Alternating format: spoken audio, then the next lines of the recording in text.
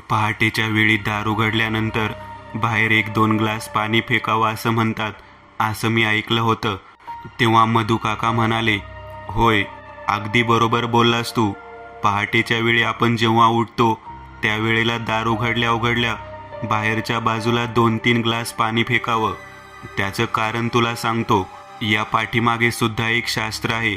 लोक म्हणतात की आपली पित्र, जे आपले पितृदेवता आहे, ते सर्वच्या सर्व आपल्या घराच्या बाहेर रात्रभर असतात.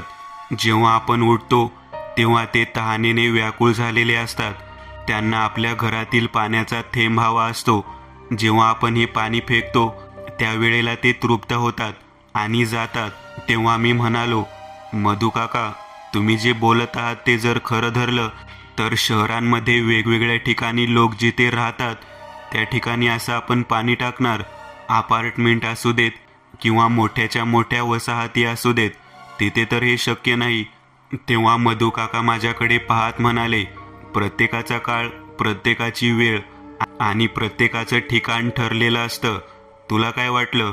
मोठी घर, मोठी ठिकाण, मोठ्या अपार्टमेंट, मोठ्या वसाहतीमध्ये आत्म्यांना जायला आवडत नाहीत, पूर्वजांना जायला आवडत नाही. पितृदेवता किंवा पितर हे प्रत्येक व्यक्तीच्या नशिबामध्येही असतंच. त्याच वेळेला मी कुतूहलात्मक पद्धतीने मधू काकांना विचारलं, काका, परवा दिवशी 3 रस्त्यावरती म्हणजेच चौकामध्ये बऱ्याच वाळून टाकलेल्या उतार्याचे भाग पाहिले. बुधवार होता ना त्या दिवशी. मग मला वाटतं की लोक आवर्जून याच दिवशी याच वेळेला का म्हणून हा उतारा वगैरे टाकत असावेत. मधू काका माझ्याकडे पाहत म्हणाले, दयानंद, तुला एक आवर्जून गोष्ट सांगतो. आपल्या या जगामध्ये ज्या पद्धतीने पवित्र आत्मा आहेत, पवित्र लोक आहेत, त्याच पद्धतीने वाईट विचार करणारे आणि वाईट वृत्तीचे आत्मेसुद्धा आहेत. ज्या वेळेला आपण चांगल्या गोष्टीचा भाग घेऊन कार्य करत असतो, चांगलं काही पाहत असतो, तेव्हा वाईट व्यक्तींची, वाईट प्रेतात्म्यांची नजरसुद्धा त्या दिशेने असते आणि त्या नजर काढण्याच्या प्रकाराला वेगवेगळे नाव आहेत. म्हणजे लहान मुलाच्या अंगावरून भाकरीचा तुकडा ओवाळून किंवा मीठ मिरच्या घेऊन आपण ज्या पद्धतीने उतारा बाहेरच्या दिशेने फेकतो त्याला नजर उतरणे असे म्हणतात. त्यापासून एखाद्या व्यक्तीच्या पाठीमागे वाईट शक्ती लागावी म्हणून सुद्धा काही गोष्टी केल्या जातात. तुला माहीत आहे का? अंगावरती फोड उठणं, गुडघ्यावरती पाठीमागे जेव्हा दुखं पडत होती तेव्हा लोक म्हणत होती की याने सुटर ओलांडलेला आहे. मी या गोष्टीला ऐकल्यानंतर म्हणालो, होय, अगदी बरोबर आहे.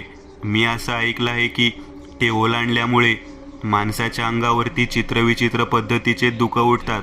दुखं उठल्यामुळे माणूस बेजार होतो आणि पुन्हा त्या पद्धतीनेच त्याला काहीतरी उतार वगैरे टाकावा लागतो. होय, अगदी बरोबर आहे. आपल्या पाठीमागची पीडा दुसऱ्याच्या पाठीमागे लावायचं काम म्हणजे सुटर असं म्हणतात. जर ते ओलांडलं तर नक्कीच ज्या व्यक्तीच्या अंगावरून ते उतरवून टाकलेलं आहे त्या व्यक्तीचा जो त्रास आहे तो आपल्या पाठीमागे लागतो. मधू काकांचं बोलणं ऐकून मी त्यांना प्रश्न केला, असा कोणता पण त्रास आपण त्या व्यक्तीच्या पाठीमागे लागू शकतो का? तेव्हा काका म्हणाले, होय, कित्येक व्यक्ती अशा पद्धतीने स्वतःच्या पाठीमागे लागलेला त्रास बुधवारी, शनिवारी, अमावस्येच्या दिवशी उतारा टाकून घालवतात. तेव्हा मधू काका माझ्याकडे पाहत म्हणाले, एवढे प्रश्न का विचारत आहेस? मी त्यावेळेला म्हणालो, मनोज परवा माझ्या घराकडे आलेला होता. मला सांगत होता की अचानक अंगावरती एका पाठोपाठ एक ओळीने जखमा झालेल्या आहेत आणि कोपऱ्यावरती म्हसोबाच्या पलीकडे जिकडे 3 रस्ते आहे त्या बाजूला लाल रंगाच्या चिंदीमध्ये गुंडाळून टाकलेलं सुटर चुकून हातामध्ये घेतलेलं होतं. माझी आणि मधू काका यांची चर्चा सुरू होती. तेवढ्यात त्या ठिकाणी मनोज म्हणाला, मधू काका, तुम्हाला बरीच माहिती आहे. माझे एक काम करता का? मला माझ्या अंगावरून उतारा टाकायचा आहे. तेव्हा मधू काका म्हणाले, तुला जो त्रास झालेला आहे तो घालवण्यासाठी अधिक तीव्रतेचा उतारा टाकावा लागेल. उतारा टाकणे ही साधी आणि सोपी गोष्ट आहे, परंतु एक लक्षात घे, जो व्यक्ती उतारा टाकणार आहे त्याने पाठीमागे वळून पाहायचे नाही आणि ज्या दिवशी तू उतारा टाकणार आहेस तो बुधवारचा दिवस असायला हवा आणि जर तो उतारा तुझ्यावरून उतरवून टाकला तर परत येताना त्या व्यक्तीने दुसरं काही ओलांडून येता कामा नये. मी त्या वेळेला मनोजकडे पाहत म्हणालो, तुझ्या घरात तर कोणीच नाही, मग उतारा कोण टाकणार? तेव्हा मधू काका म्हणाले, तुला टाकायचा असला तर तू टाकू शकतोस. दयानंद, तुझ्या घरामधूनच त्याला ओवाळून उतारा नेऊन बाहेर टाक. मला खात्री आहे चांगल्या भावनेने केलेले काम कधीही वाया जाणार नाही. मनोजच्या अंगावरची जखम पाहून मला वाटत होतं की खरंच आपण त्यासाठी उतारा बनवून टाकावा. बुधवारची वाट पाहत आम्ही बसलेलो होतो. तोपर्यंत त्याच्या अंगावरची जखम चांगलीच घडत चाललेली होती आणि बरी सुद्धा होत नव्हती. बुधवारी संध्याकाळी मधू काका माझ्या घरी आले. जे साहित्य असतं ते सर्व काही गुंडाळून माझ्याकडे दिलं. पुढून मागून मी त्याच्या अंगावरून 3 वेळा ते फिरवून हातामध्ये घेऊन म्हसोबाच्या पलीकडे जिकडे 3 रस्ता आहे त्याच दिशेने टाकण्यासाठी निघालो. जात असताना मात्र त्या रस्त्यावरती जिथे मला तो उतारा टाकायचा होता त्याच ठिकाणी एक अपघातग्रस्त गाडी दिसली. त्यामधील वाहन चालक जखमी झालेला होता. मी कोणालाही काहीही न बोलता परत यायचं होतं. मी ते दिलेलं लाल रंगाचं सुटर तिथं फेकलं. मागे न पाहता तिथून मी पुढे निघू लागलो. मागून गाडीतील जखमी झालेला व्यक्ती माझ्याकडे हात करत येत होता. कदाचित त्याने ते टाकलेलं उतार्याचं साहित्य ओलांडलेलं असावं असं मला जाणवलं. रात्रीच्या अंधारामध्ये मी तिथून थेट घरापर्यंत आलो. मी घरी आल्यानंतर त्या ठिकाणी पायावरून पाणी घेतलं आणि घराच्या आतमध्ये जाऊन देवाचं भस्म लावावा म्हणून पुढे सरकलो. तेवढ्यात मनोज माझ्याकडे पाहत म्हणाला, टाकलं का? टाकलं ना ते साहित्य? तेव्हा मधू काका तिथेच होते. मी त्या दोघांकडे पाहत म्हणालो, मी तो उतारा टाकला, परंतु एक गोष्ट माझ्या लक्षात आली नाही. जिथे उतारा टाकायचा होता त्या ठिकाणीच पलीकडे ॲक्सिडेंट झाला होता आणि त्या गाडीचा जखमी झालेला ड्रायव्हर मला बोलावत होता. बहुधा त्या ड्रायव्हरनेच तो उतारा ओलांडलेला असावा. मधू काका म्हणाले, अरे देवा, अगोदरच तो जखमी अपघात झालेला माणूस आणि त्याने तो उतारा ओलांडला. आपल्या हातून मोठी चूक झाली बघ. तेव्हा मी म्हणालो, सगळ्यात अगोदरची गोष्ट म्हणजे कोणीतरी ते ओलांडून जाऊ या भावनेने आपण टाकले आहे. मग आता ते कोणी ओलांडलं तरी चूक कसं काय म्हणायची? तेव्हा मधू काका माझ्याकडे पाहत म्हणाले, जर तो जखमी असलेला ड्रायव्हर जिवंत राहिला तर ठीक आहे, परंतु जर मेला तर मग मात्र खूप अवघड होईल बघ. आता मात्र मी घाबरलो. मधू काकांना म्हणालो, जर तो मेला असेल तर अवघड होईल म्हणजे काय होणार नेमकं? काय म्हणायचं काय आहे तुम्हाला? तेव्हा मधू काका म्हणाले, अरे त्या व्यक्तीला मदत न करता आपण तिथून आलो आणि त्यातल्या त्यात नुसतं आलेलो नाही तर आपल्या पाठीमागची पिढा त्याच्या पाठीमागे लावून आलो आहोत. जर तो जिवंत असला तर त्याला जखमा वगैरे होतील, पण जर तो मृत्युमुखी जर पडला असेल आणि त्याने जर तुला पाहिलं असेल तर मग मात्र त्या सुटरांचा उतारा तर मागे लागेलच, शिवाय तो ड्रायव्हरचा आत्मासुद्धा पाठीमागे लागेल. मी मनोजच्या अंगावरचे संकट ओलांडून बाहेर फेकण्याच्या नादामध्ये गेलो होतो, परंतु माझ्याच पाठीमागे संकट लागेल असं मला वाटलं नव्हतं. मी मधू काकांकडे पाहत म्हणालो, काका, तुम्ही जे काही सांगत आहात तसं जर घडलं तर खूप अवघड होईल. तेव्हा काका म्हणाले, आजची रात्र तू आणि मनोज दोघेही जण कुठेही जाऊ नका, इथेच थांबा. मला खात्री आहे की जर काही संकट आलं असेल तर ते तुझा पाठलाग करत इथपर्यंत नक्कीच येईल. मी तेव्हा म्हणालो, म्हणजे तो ड्रायव्हर जर मेला असेल तर त्याचा आत्मा माझा पाठलाग करत इथपर्यंत येईल? तेव्हा मधू काका म्हणाले, मला यातील संपूर्णतः माहिती नाही, परंतु घडलेल्या घटनाक्रमावरून तेवढं होईल हे मात्र खरं. त्याला परतावून लावण्यासाठी आपल्याला काही ना काहीतरी करावं लागणारच. मी त्यावेळेला भयभीत होऊन त्याच ठिकाणी थांबलो. मनोज माझ्याकडे पाहत म्हणाला, दयानंद, तू माझ्यासाठी जे काही केलंस ते कधीही न विसरण्यासारखं आहे. मी तुला कधीही विसरणार नाही. मी त्यावेळेला मनोजकडे पाहत म्हणालो, अरे सगळं खरं आहे. मित्र म्हणून मी तुझ्यासाठी सर्व काही केलं, परंतु जे घडायला नको होतं तेच घडून बसलं ना. अरे बघ ना, आपण चांगल्या मनाने एखाद्याला मदत करण्यासाठी जातो आणि त्याच्या पाठीमागची गोष्ट आपल्याच पाठीमागे लागते. असंच काहीतरी घडलं बघ.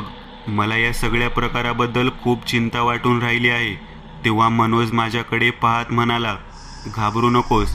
जर तसं काहीच घडलं असेल आणि तसं जर काही जाणवणार असेल तर मी स्वतः पुढे होऊन मी त्या पाठलाग करणाऱ्या व्यक्तीच्या समोर उभा राहीन. मनोजचे बोलणे ऐकल्यानंतर मधुकाका त्याच्याकडे पाहत म्हणाले, ही खरी मैत्रीची व्याख्या म्हणावी लागेल. तुम्ही दोघे एकमेकांप्रती जे काही मैत्रीपूर्ण संभाषण करत आहात ते ऐकल्यानंतर मला वाटतं की कोणताही त्रास तुम्हाला होणार नाही. आम्ही त्या ठिकाणीच बसलेलो होतो.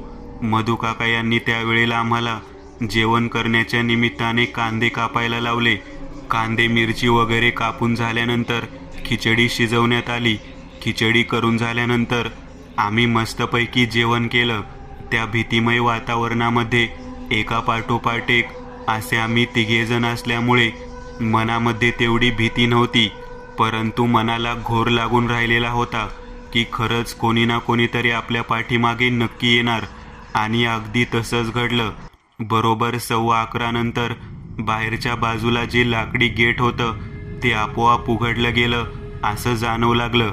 मी खिडकीतून मनोजला पाहायला सांगितलं. मनोज पाहत होता तेव्हा गेट उघडलेला दिसला, परंतु आत कोण आले ते कळत नव्हतं. तेव्हा मधुकाका माझ्याकडे पाहत म्हणाले, तू अजिबात घाबरू नकोस. तेव्हा काही वेळानंतर दरवाजावरती थाप मारली जावी या पद्धतीचा आवाज ऐकू आला. दरवाजा कोणीतरी वाजवत होते हे लक्षात आल्यानंतर मधुकाका मात्र घाबरले. ते मला म्हणाले, काही झालं तरी दरवाजा उघडायला नको. मनोज म्हणाला, कोण आहे ते तरी विचारायला हवं, कोण आहे ते तरी आपण प्रश्न करायला हवा. तेव्हा मी मनोजकडे पाहत म्हणालो, नको नको, शब्दच काढायला नको. त्यावेळेला घराच्या मागच्या बाजूचा दरवाजा वाजू लागला. आता मात्र आम्हाला चांगलीच भीती वाटू लागली. खिडकीतून मागच्या बाजूला पाहण्यासाठी मनोज उठला. तेवढ्यात जे त्याच्या अंगावरून ओवाळून टाकलेलं सुटर होतं ते सुटर आतमध्ये फेकलेलं दिसलं. आता मात्र आम्ही तिघेही जण घाबरलो.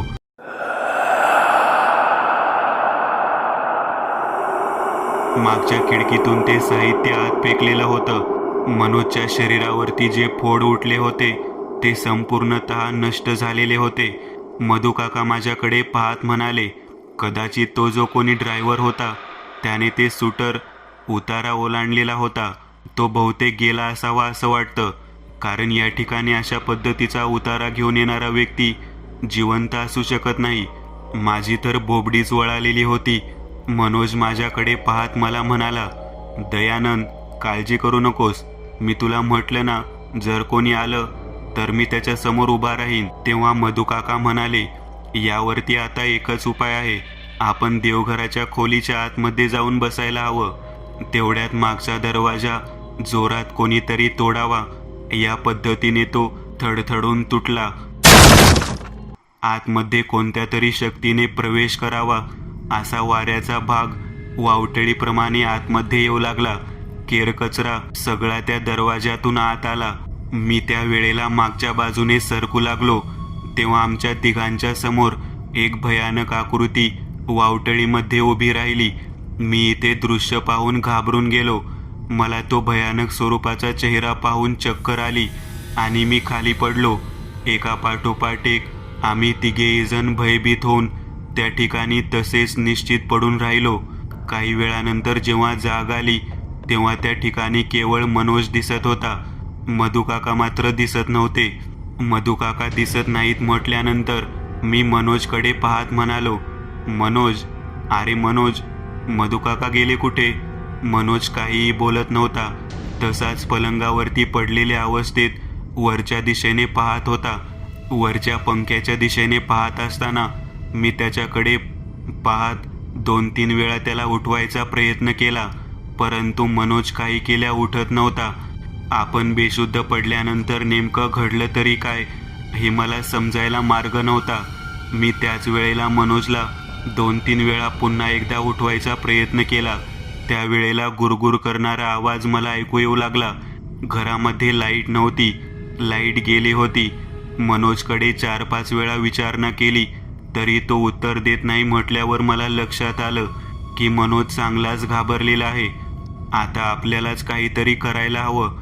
त्याच वेळेला मी घड्याळाकडे पाहिलं तेव्हा पहाटे 3 वाजलेले होते. बापरे, 2-3 तासाचा वेळ कसा गेला ते समजलंच नाही. या वेळेला मात्र मला त्या ठिकाणी तसंच थांबणं योग्य वाटलं. मी मनोजच्या बाजूला तसाच पडून राहिलेलो होतो. मी बराच वेळ विचार केला. मी मनोजच्या बाजूला तसाच पडून राहिलेलो होतो. मी बराच वेळ विचार केला की नेमकं घडतंय तरी काय. आपण या ठिकाणी 3 जण होतो. मधुकाकांच्या घरामध्ये थांबलो होतो. रात्रीतून ज्या व्यक्तीने उतारा ओलांडला तो ड्रायव्हर इथपर्यंत प्रवास करून आला. त्याने मागचे दार उघडले. त्याचा भयानक चेहरा आपल्याला दाखवला. तो आपण पाहिला आणि मूर्छित होऊन पडलो. पण यानंतर नेमकं घडलं काय, काहीच कळायला मार्ग नव्हता.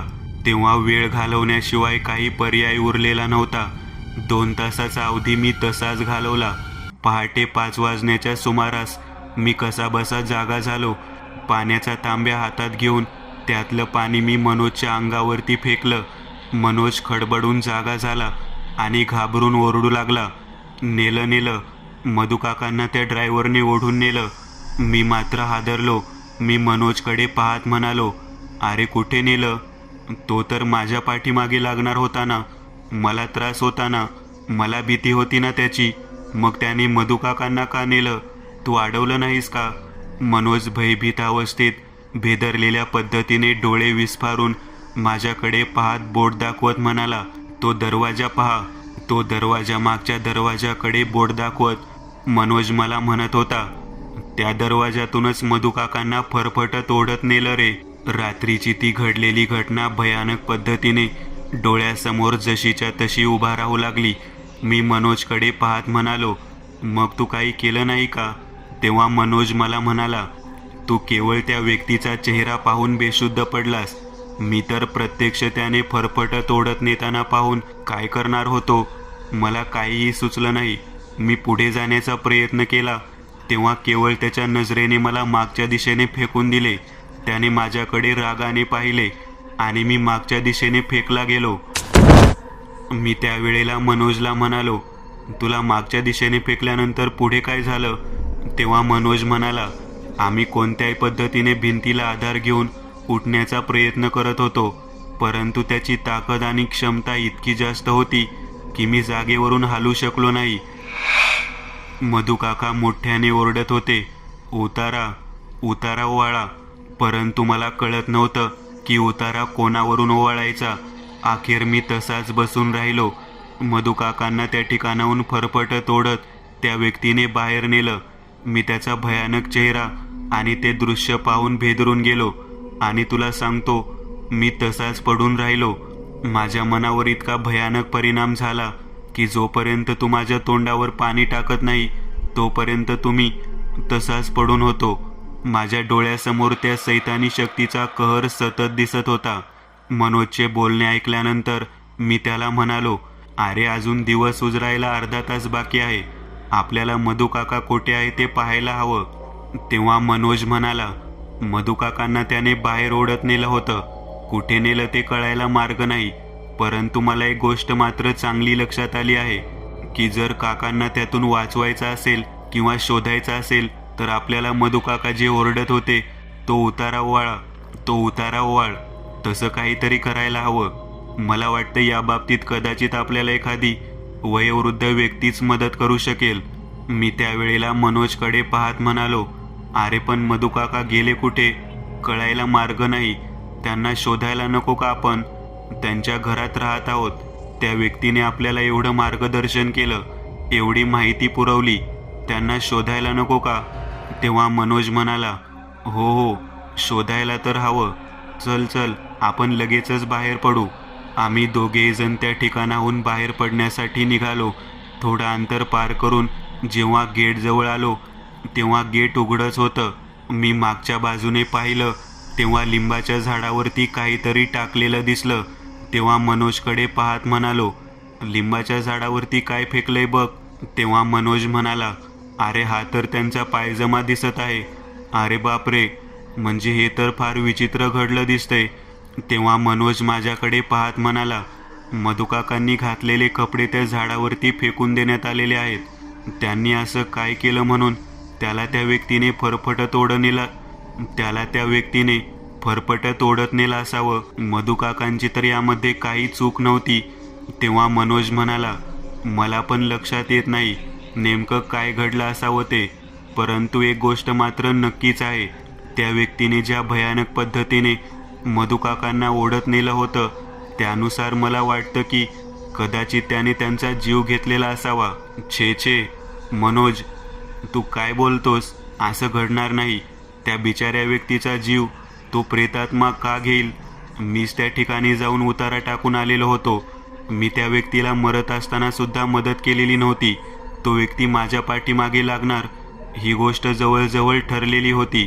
मग मला सांग, तो प्रेतात्मा मधुकाकांना का त्रास देईल?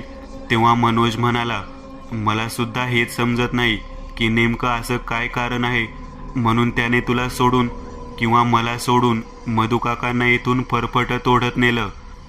आम्ही दोघेजण त्या गेटपासून जवळ असलेल्या त्या लिंबाच्या झाडाजवळ जाऊन पोहोचलो. कडुनिंबाच्या झाडावरचे कपडे खाली कसे तरी ओढत आम्ही खाली काढले. त्यामध्ये मधुकाकांचे कपडे होते हे लक्षात आले. त्यानंतर काही अंतरावरती धावत गेल्यानंतर आम्हाला त्यांची चप्पल दिसली. मधुकाकांच्या गळ्यातील मोत्याची माळ तशीच पडलेली होती.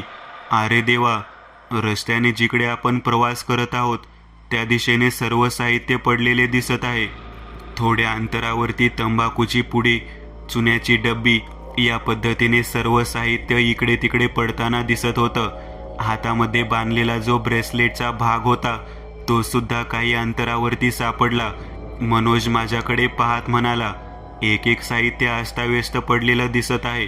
कदाचित त्या सैतानी शक्तीने त्यांना खेचून नेत असताना त्यांनी प्रतिकार केलेला असावा आणि त्यामुळेच हे साहित्य इथे पडलेलं असावं असं मला वाटतं. मी मनोजकडे पाहत म्हणालो, सगळं खरं, पण ती सैतानी शक्ती त्यांना का ओढून नेत आहे? त्यांनी काय गुन्हा केला आहे? त्यांना या पद्धतीने ओढून नेऊन त्याने कुठे ठेवला असेल? त्यांचा जीव तर घेतला नसेल ना? काही कळायला मार्ग नव्हता.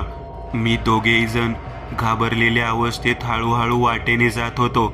ज्या वाटेने मी उतारा टाकून आलेलो होतो त्या वाटेनेच फरफटत ओढत नेलेल्या खुणा मला दिसत होत्या. रात्रीतून जे काही घडलेलं होतं ते मनाला विषण्ण करणारं होतं. हळूहळू मार्गक्रमण करत जेव्हा आम्ही पुढे निघालो तेव्हा त्या 3 रस्त्यावरती जिथे मी उतारा टाकला होता त्याच्या अलीकडे 100 फुटावर साधारण कुत्री भुंकत असलेला भाग मला लक्षात येऊ लागला. 1 नव्हे 2 नव्हे, तब्बल 10 ते 12 कुत्री एका झाडाच्या दिशेने वर तोंड करून भुंकत होती आणि रडत सुद्धा होती. माझ्या लक्षात आलं, ज्या ठिकाणी कुत्रं रडत असतं त्या ठिकाणी यमाचे दूध येतात आणि त्या व्यक्तीचा आत्मा घेऊन निघून जातात. माझ्या कानावरती मधुकाकांनी सांगितलेले ते शब्द पुन्हा एकदा पडू लागले. मला मधुकाकांनी सांगितलेलं होतं की ज्या वेळेला कुठे कुत्रं वर तोंड करून रडताना दिसेल त्यावेळेला ओळखून जायचं की यमाचे किंकर म्हणजे यमाचे दास हे यमसदनावरून आलेले आहेत आणि ते या पृथ्वीतला वरच्या व्यक्तीचा प्रेतात्मा घेऊन जाण्यासाठी प्रयत्न करत आहेत. हे सर्व दृश्य जसेच्या तसे कुत्र्यांना दिसतं. कुत्र्यांना तसं वरदानच आहे. वाईट शक्ती त्यांच्या नजरेसमोरून कधीच हटत नाही. मनोज माझ्याकडे पाहत म्हणाला, दयानंदला अगोदरच भीती वाटत आहे आणि तू हे जे काही सांगत आहेस ते ऐकल्यानंतर तर अजून भीती वाटत आहे.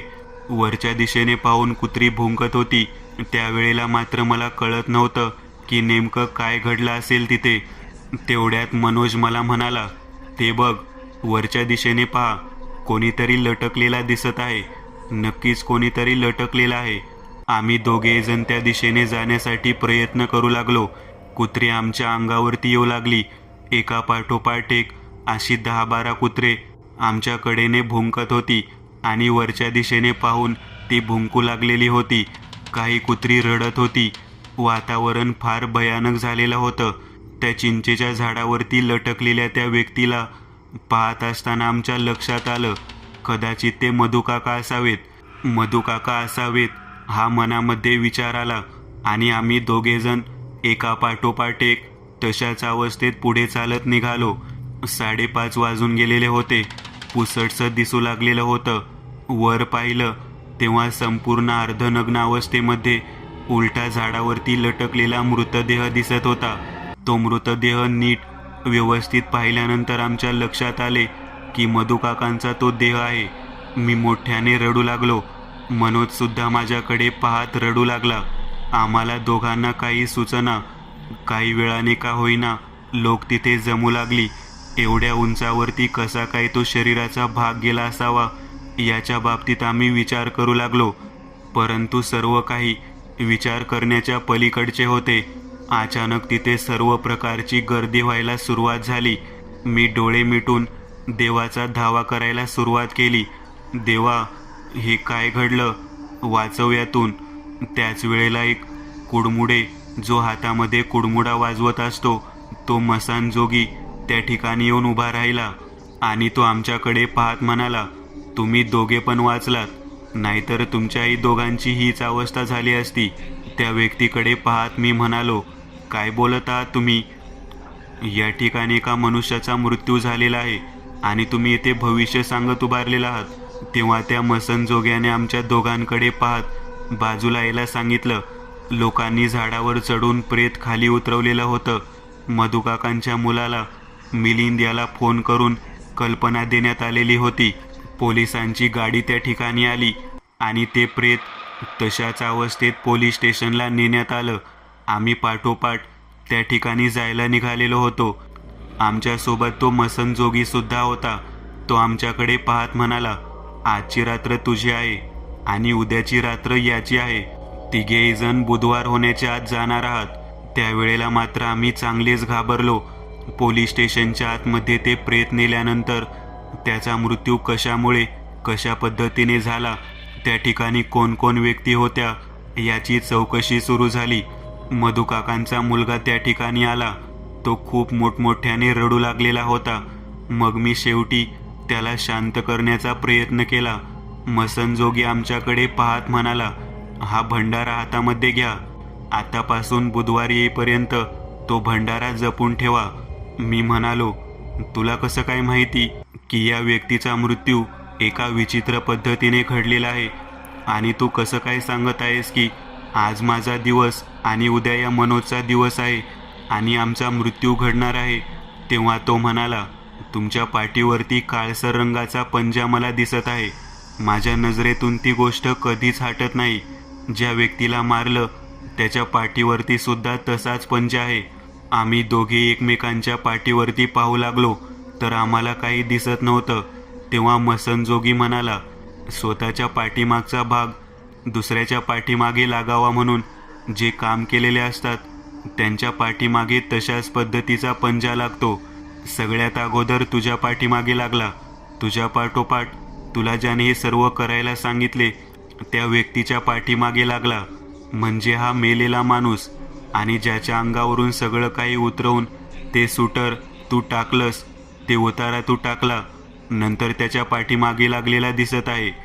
आता मात्र आम्ही चांगलेच घाबरलेलो होतो. जे घडलं होतं ते जसंच्या जसं त्या व्यक्तीने सांगितल्यामुळे आमचा पूर्णतः विश्वास त्यावरती बसलेला होता. काय करायचं या विचारांमध्ये आम्ही होतो. तेव्हा त्याने दिलेला भंडारा तसाच पुडीमध्ये ठेवला. तो व्यक्ती म्हणाला, या माणसाच्या अंत्यसंस्काराच्या अगोदर लाल रंगाचे वस्त्र सोबत घ्या आणि दृष्ट लागू नये म्हणून जे काही साहित्य असतं ते देतो. ते झोळीतून तुम्ही प्राप्त करून घ्या. त्याच्या बोलण्यानुसार आम्ही त्याच्याकडूनच लाल रंगाचे वस्त्र आणि ते साहित्य घेतलं. त्याची गाठ बांधून त्यांनी आमच्या हातात दिली. तो माझ्याकडे पाहत म्हणाला, याला सुटर म्हणतात. आता हे त्या मृत असलेल्या व्यक्तीच्या प्रेतावरून ओवाळून तुमच्या जवळच ठेवा.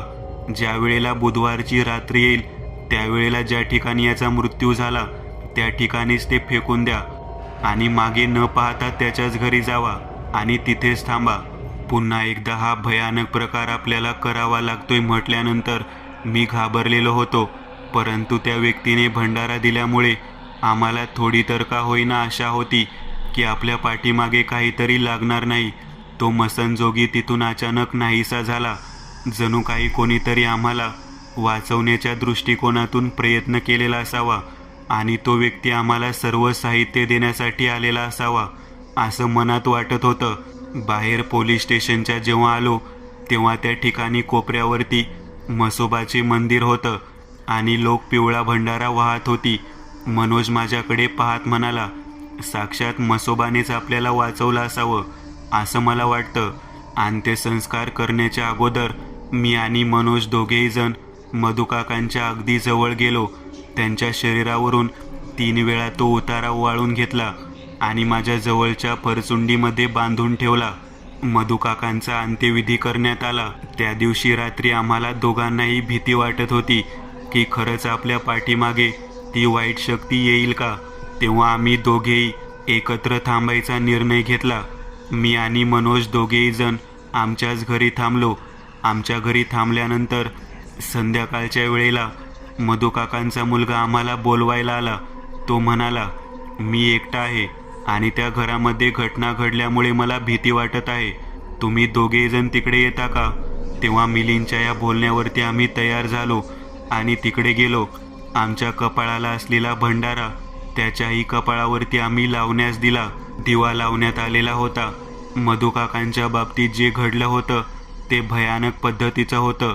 रात्र झाल्यानंतर माझ्या आणि मनोजच्या चेहऱ्यावरती 12 वाजायला सुरुवात झाली होती. कारण आम्हाला संपूर्णतः लक्षात येत होतं की आपल्या पाठीमागे लागलेला तो प्रेतात्मा पहिल्यांदा मधुकाकांचा जीव घेतल्यानंतर आता माझा आणि त्यानंतर मनोजचा जीव घेणार. आम्ही मिलिंदला काही न सांगता मधुकाकांसोबत चर्चा करत गप्पा मारत बसलेलो होतो. बराच वेळ गेल्यानंतर त्याला झोप लागली. बरोबर मध्यरात्रीनंतर आम्ही पुन्हा एकदा तो प्रेत त्या घराच्या बाहेरच्या बाजूने दरवाजा ठोठावू लागलेला होता. मनोज आणि मी दोघेही जण त्या ठिकाणी डोळे मिटून शांततेने बसलेलो होतो. खिडकीतून त्या प्रेतात्म्याने आम्हाला डिवचण्याचा प्रयत्न केला. संपूर्ण रात्र जागरण करून काढायची असं आम्ही ठरवलं होतं. डोळे उघडायचे नाहीत. या मनस्थितीमध्ये आम्ही देवाचं नामस्मरण करत तिथेच बसलो. गुरगुर करणारा भयानक पद्धतीचा आवाज घराच्या कडेने वाढू लागलेला होता. जणू काही तो प्रेतात्मा आम्हाला सांगत होता की लवकरात लवकर तो उतारा टाका आणि माझ्या पाठीमागचा त्रास दुसऱ्याच्या पाठीमागे लावा. रात्र देवाच्या नामस्मरणामध्ये गेली. कपाळाला असलेल्या भंडाऱ्यामुळे आम्ही दोघेही जण वाचलेलो होतो हे आमच्या लक्षात आलं होतं. दुसऱ्या दिवशी सकाळी दिवस उजडायच्या बरोबर वेळेला मसनजोगी दारामध्ये येऊन उभा राहिला आणि आमच्याकडे पाहत म्हणाला, काय सांगितलं होतं मी ते लक्षात आलं का तुमच्या. त्याला पाहिल्यावर आम्ही हात जोडले आणि त्याला म्हणालो, तो ओवाळलेला अंगावरून ओवाळून ठेवलेला सुटरचा भाग आमच्या जवळच आहे, तर कधी तो भाग टाकू दे ते सांगा. तेव्हा तो म्हणाला, शनिवारी संध्याकाळी तो भाग टाकून द्या. बुधवारची वाट बघण्यात वेळ घालवू नका. आणि मग आम्ही दुसऱ्याही दिवशी रात्री त्याच ठिकाणी एकत्रित थांबलो. पुन्हा एकदा त्याच पद्धतीने भाग नजरेसमोर आला. मिलिंद मात्र बरोबर 11 वाजण्याच्या सुमारास आपोआप झोपी जात होता. अखेर शनिवारची संध्याकाळ उजाडली. त्यावेळेला शनिवारी संध्याकाळी आम्ही दोघेही जण एकमेकांकडे पाहत डोळ्यासमोर देवाचा फोटो आणत तो जो सुटराचा भाग पुरसुंडीत बांधून ठेवला होता तो बाहेर काढला आणि त्याच दिशेने मी स्वतः पुन्हा एकदा चालत जाऊन त्या चिंचेच्या झाडाच्या जवळ असलेल्या 3 रस्त्यावरती तो भाग फेकून दिला. अखेर त्या ठिकाणाहून मी घरापर्यंत अगदी सुखरूप परत आलो. कोणाशीही काही न बोलता मी त्या ठिकाणी पाय धुवून दाराच्या आतमध्ये गेलो. माझ्या समोर मनोज आणि मिलिंद दोघेही जण होते. मी त्यांच्याकडे पाहत मिठी मारली. तेवढ्यात दाराच्या बाहेर उभारलेला मसनजोगी दिसला. त्याने पुन्हा एकदा कपाळाला भंडारा लावला आणि मला म्हणाला, लेकरा, तुझ्या मनामध्ये चांगली भावना होती तुझ्या मित्राच्या अंगावरचे संकट दुसरीकडे घालावा म्हणून, परंतु ज्याने तुला मार्गदर्शन केलं, ज्या व्यक्तीने तुला उतारा टाकायला सांगितला त्या व्यक्तीने चुकीचं मार्गदर्शन केलं म्हणून त्याचा जीव गेला बघ. सुटर जरी साधं सोपं इलाज करणारा असलं तरी ते जर कोणी मृत व्यक्तीने अथवा ओलांडलेल्या व्यक्तीचा जर लगेचच मृत्यू झाला तर त्याला ते ग्रासते आणि त्याचा आत्मा मुक्त न होता जोपर्यंत आपण तो उतारा टाकत नाही तोपर्यंत आपला पाठलाग करतो आणि तो प्रेतात्मा रोज एका व्यक्तीचा जीव घेतो. ज्याने ओलांडलेला आहे त्याचा आत्मा ज्याने ओवाळून टाकला आहे त्याचा जीव घेतो. ज्याच्यावरून ओवाळून टाकला आहे त्याचा पण जीव घेतो आणि ज्याने ओवाळून टाकायला सांगितलं आहे त्याचा पण जीव घेतो. अखेर त्या व्यक्तीला नमस्कार करून आम्ही आमच्या पाठीमागे लागलेला तो बुधवारचा उतारा सुटराचं भयानक चक्र थांबवलेलं होतं. मित्रांनो, आज पुरतं एवढंच. तुम्हाला जर काही गोष्ट आवडली असेल तर नक्की लाईक करा. तुमच्यापैकी बरेचसे जण व्हिडिओ लाईक न करताच पळून जातात, पण हा जर व्हिडिओ तुम्ही लाईक केला तर मला जरा बरं वाटेल आणि असेच भारी भारी व्हिडिओ बनवायची माझ्यात एनर्जी येईल. त्यामुळे नक्की लाईक करा आणि अजूनही कोणी या चॅनलला सबस्क्राईब केलेलं नसाल तर लगेच सबस्क्राईब करून टाका आणि बाजूची घंटी ती मात्र दाबायला विसरू नका. देवाची घंटी आहे ती. चला तर मग पुन्हा भेटूया अशीच एक आगळी वेगळी गोष्ट घेऊन पुढच्या